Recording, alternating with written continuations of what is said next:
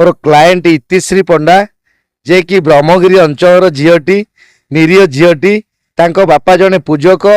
जे कि से पूजक अवस्था किडनी किसी प्रोब्लेम थिला तो तांकू सम हॉस्पिटल रे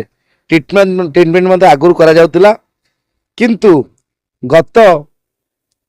24 तारीख रे वर्तमान मोर क्लाएंट तांको बापा को नेकी आस्तिले आउ रिलेशन भाई सहित भी आस्तिले तो से भाई को आनिकी आसला परे तांकू वर्तमान डायलिसिस करा जायछि आग आईसीयू रखा जायतिला तापर डायलिसिस करछन्ति डायलिसिस करला परे जो ब्लड टी सर्कुलेशन हेकी पुणी बॉडी भितर पसे तो सिटी डॉक्टर आ नर्स मोर क्लाएंट जहाँ कहवा कथा आपण मान गणमाध्यम जहाँ जनाऊँच तो सिटी डाक्तर आ नर्स तो एमाने मोबाइल रे अति बिजी व्यस्त रही गोटे पेसेंट को गोटे हेज्ञान करछन्ति खामख्याल करछन्ति जोटा कि ब्लड टी पेसेंट रो शरीर भीतर को न जाई पूरा बेड रो पेसेंट रो बेड टा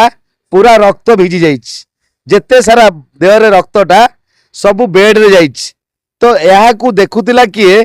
पड़ोसी रे जे रिलेशन भाई आस्तिले से काच झरका पटे देखुतिले भितर कोन चलछि भाई तांकर आस्तिले देखुतिले बर्तमान ये जो झीटी आसी बर्तमान थाना एफआईआर दब कौन केमिति आपण ताकू ये न्याय दबा पई कौन व्यवस्था केमिति कौन ये करी आज्ञा देखंतु मोर क्लाएंट जहाँ कहिछि तिश्री पंडा तो ताकू पोस्टमार्टम न करई दवा पई धमक देइचंती जदि थाना को जीवो ताकू रास्ता रे गाड़ी चढ़ई देबे किंबा फायरिंग उठेने विभिन्न प्रकार एलिगेशन करिचंती डॉक्टर करिचंती बॉडीगार्ड करिचंती नर्स स्टाफ करिचंती आउ सम हॉस्पिटल रो मालिक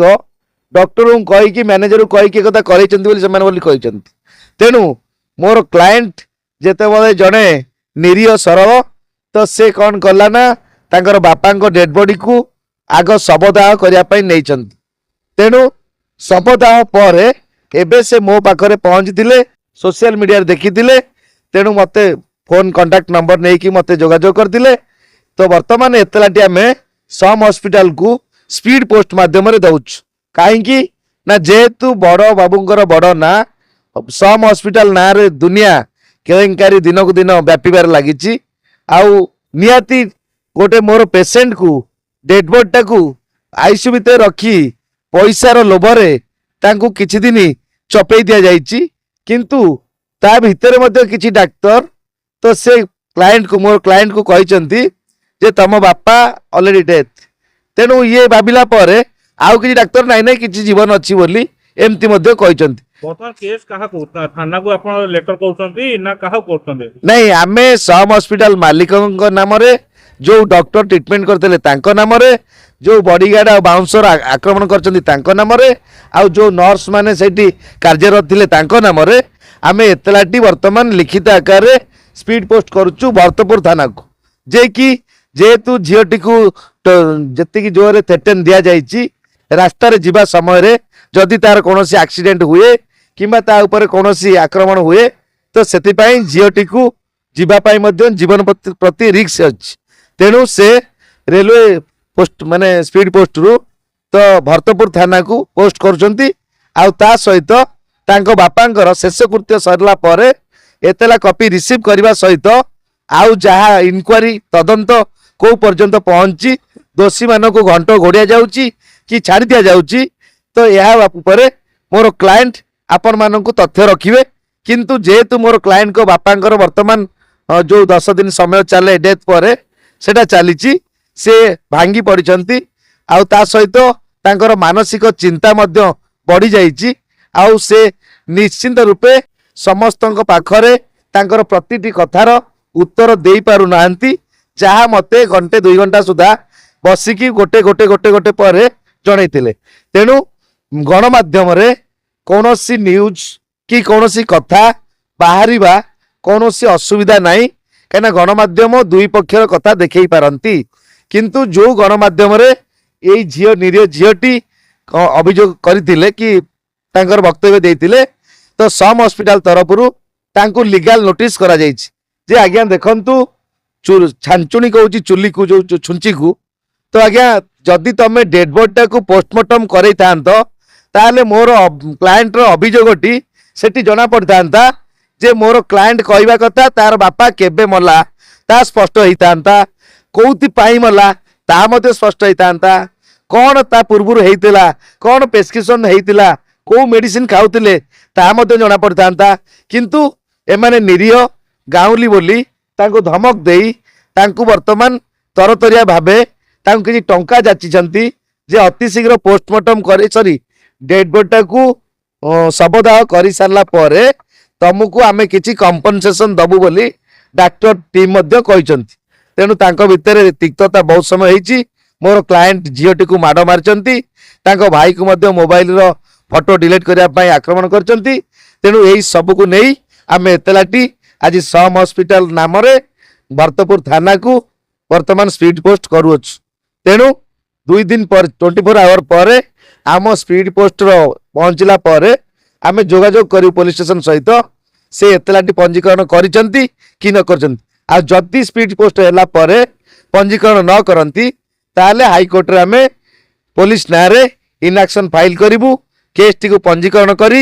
ଜଣେ ନିରୀହ ସରଳ ଝିଅଟିକୁ କିପରି ନ୍ୟାୟ ଦିଆଯିବ ତାହା ଆମେ କୋର୍ଟ ମାଧ୍ୟମରେ ଅଭିଯୋଗ କରିବୁ। ତେଣୁ ଏହା ଥିଲା ଆଜି ଆମର ଝିଅର ଯେହେତୁ ଡର ରହିଛି, ଯେହେତୁ ରାସ୍ତାରେ ବିପଦ ରହିଛି, ଯେହେତୁ ସେ ମର୍ମାହତ, ଯେହେତୁ ତାଙ୍କ ବାପା ନାହାନ୍ତି, ଜଣେ ବାପାର ଜଣେ ଗୋଟିଏ ଝିଅ, ତେଣୁ ସବୁକୁ ଦେଖି ଆଜି ସେ ନିଜ ହାତରେ ଏତଲାଟି ଲେଖି ବର୍ତ୍ତମାନ ଆପଣଙ୍କ ମାଧ୍ୟମରେ ପଠାଉଛନ୍ତି କୋଉଠି ଭରତପୁର ଥାନାକୁ। ତେଣୁ ଯଦି ୟା ପରେ ପୁଣି କିଛି ଆପଣମାନଙ୍କ ପାଖରେ ଲିଗାଲ ନୋଟିସ ଆସେ ମୁଁ ତାକୁ ସାମ୍ନା କରିବି, ଲିଗାଲ ନୋଟିସର ଆନ୍ସର ଦେବି। ଆଉ ତା ସହିତ କିପରି ଏଇ ବଡ଼ ହସ୍ପିଟାଲରେ କିପରି ଏତେ ବଡ଼ ବଡ଼ କ୍ରାଇମ ବନ୍ଦ ହବ ଆମେ ସରକାରଙ୍କୁ ମଧ୍ୟ ହୋମ ମିନିଷ୍ଟର ଆମର ହେଲ୍ଥ ମିନିଷ୍ଟରଙ୍କୁ ମଧ୍ୟ ଆମେ ଲେଖିକି ଜଣେଇବୁ। ଆଉ ତା ସହିତ ଯେତେ ପାରୁ ପର୍ଯ୍ୟନ୍ତ ସମ୍ଭବ ଆମେ ଏଇ ଗରିବ ଭଉଣୀ ପାଇଁ, ଗରିବ ପରିବାର ପାଇଁ, ଗାଉଁଲି ଝିଅଟି ପାଇଁ ଆମେ ନ୍ୟାୟ ଦାବି ରଖିବୁ। ଲିଗାଲ ନୋଟିସ ଆସିବା ପରେ ଗୋଟେ ଗୁରୁତ୍ୱପୂର୍ଣ୍ଣ ପ୍ରଶ୍ନ ହଉଛି ଗଣମାଧ୍ୟମ କଣ ଖବର କରିବ ନ କରିବ ସେ ନିଷ୍ପତ୍ତି ନେବାକୁ ସମର ଲିଗାଲ କିଏ? କେହି ନୁହେଁ ଆଜ୍ଞା। କାହିଁକି ଦାଦାଗିରି ଜଣେ ଯଦି ନ୍ୟୁଜ କହିଲା ପରେ ସେ ବଜେଇଛନ୍ତି, କାହାକୁ ତ ବାଧ୍ୟ କରିକି ବଜେଇ ଦିଆଯାଇନି। ଜଣଙ୍କର ଅସୁବିଧା ହେଇଛି, ତାଙ୍କ ବାପା ମରିଯାଇଛନ୍ତି, ମାରି ଦିଆଯାଇଛି ସମ୍ ହସ୍ପିଟାଲରେ, ଯୋଉଠି ହଜାର ହଜାର ରୋଗୀ ମାନେ ଯାଇକି ବିଶ୍ୱାସ କରୁଛନ୍ତି ସମ୍ ହସ୍ପିଟାଲକୁ। ସେଠାରେ ଏତେ ବଡ଼ ଆକ୍ସିଡେଣ୍ଟ ହଉଛି, ଘଟଣା ଘଟୁଛି, ହତ୍ୟା କରାଯାଉଛି। ତେଣୁ ସେ ଜାଗାରେ ଯଦି କୌଣସି ଗଣମାଧ୍ୟମରେ ଝିଅଟି କିଛି ବକ୍ତବ୍ୟ ରଖୁଛି ତାହେଲେ ଏଠି ଗଣମାଧ୍ୟମର ଦୋଷ କୋଉଠୁ ଆସିଲା ଆଜ୍ଞା? ତେଣୁ ଗଣମାଧ୍ୟମକୁ ସବୁବେଳେ ଧମକେଇଲେ ଚଳିବ ନାହିଁ। ଗଣମାଧ୍ୟମର ଭଲ ମନ୍ଦ ବୁଝିବା, ସେମାନେ ହେଉଛନ୍ତି ଚତୁର୍ଥ ସ୍ତମ୍ଭ। କାହିଁକିନା ତାଙ୍କ ପାଇଁ ଆମେ କିଛି ନ୍ୟାୟ ସାମ୍ନାରୁ ପାଇପାରୁଛେ କିମ୍ବା ଦୁର୍ନୀତି ହଟିକି ସମସ୍ତଙ୍କୁ ନ୍ୟାୟ ପ୍ରଦାନ ହେଇପାରୁଛି କେବଳ ଚତୁର୍ଥ ସ୍ତମ୍ଭ କିମ୍ବା ଗଣମାଧ୍ୟମ ପାଇଁ। ଆଡଭୋକେଟ ହିସାବରେ ସମ୍ ହସ୍ପିଟାଲ ନାଁରେ ଜନସ୍ୱାର୍ଥ ମାମଲା ରୁଜୁ କରିବେ କି? ନିଶ୍ଚିନ୍ତ। ଯଦି ଏଇ ଝିଅଟି ପାଇଁ ପୋଲିସ ସୁଚାରୁ ରୂପେ କୌଣସି କାର୍ଯ୍ୟ ନ କରିପାରିଲେ କିମ୍ବା ତଦନ୍ତରେ ଢିଲା ରହିଲା କିମ୍ବା ବାଟବଣା କରି ବଡ଼ ବାବୁଙ୍କୁ ଖସେଇ ଦେବାର ବ୍ୟବସ୍ଥା କରିବେ, ଆମେ ନିଶ୍ଚିନ୍ତ PIL ଫାଇଲ କରିବା ପାଇଁ ତ ବ୍ୟବସ୍ଥା କରିବା ହାଇକୋର୍ଟରେ ନିଶ୍ଚିନ୍ତ। ଦେଖିଛନ୍ତି ଆମେ ଆପଣଙ୍କୁ 3 ଦିନ ଟାଇମ ଦଉଛୁ, କାଟନ୍ତୁ ଖବର କାଟିବ ରହିବ ବାଜିବ ଛିଡ଼ିବ ସେ ନିଷ୍ପତ୍ତି ନେବାକୁ କିଏ ତାଙ୍କୁ ସେ ରାଇଟ୍ସ ଦେଲା? ଯେ ଆଜ୍ଞା ଗୋଟେ ଲିଗାଲ ନୋଟିସର ସମୟ ସୀମା 14 ଡେଜ୍। କାହିଁକି ନା 3 ଡେଜ୍ ଭିତରେ କିଏ ମେଡିକାଲରେ ଅଛନ୍ତି, କିଏ କୌଣସି ଜାଗାରେ ଅଛନ୍ତି, ଯେ ଆମେ ଗୋଟେ ଆଡ୍ରେସ ଅନୁସାରେ ସ୍ପିଡ ପୋଷ୍ଟ କରିଦେଲେ ଯେ ସେ 3 ଦିନ ଭିତରେ ଡରିକି ଲିଭେଇ ଦେଲେ କିମ୍ବା ଡିଲିଟ୍ କରିଦେଲେ କାଲି ସକାଳେ ତାଙ୍କ ବିରୁଦ୍ଧରେ ଆଉ ଏଭିଡେନ୍ସ କୋଉଠୁ ଆସିବ ନାହିଁ କିମ୍ବା ତାଙ୍କ ବିରୁଦ୍ଧରେ ଆଉ କେହି କମ୍ପ୍ଲେନ୍ କରିବେ ନାହିଁ। ତେଣୁ ଏହା ଯୋଗୁଁ 3 ଦିନିଆ ତରତରିଆ ଭାବେ ଗଣମାଧ୍ୟମକୁ ଜୋର ଜବରଦସ୍ତ ନୋଟିସ କରାଯାଇଛି।